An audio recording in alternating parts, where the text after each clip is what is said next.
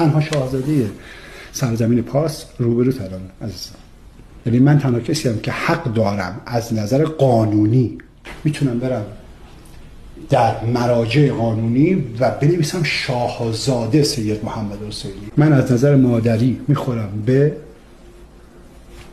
دختر یزدگرد سوم، یعنی آلردی من شاهزاده، و از نظر پدری میخورم به حسین ابن علی، یعنی شاهزاده عرب هستم. و در کل ایرانی ها فقط نژاد مایی که میخوره به دختر یزدگرد که نوه شیرینه، میره تو عرفان تصور. ما 1400 و خورده ای سال قدمت شاهزادگی قبلی اجدادی داشتیم، برو تا کوروش.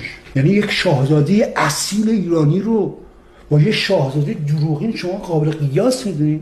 یه کار نکن بگیرم رضا رو به زور ببرمشون پشت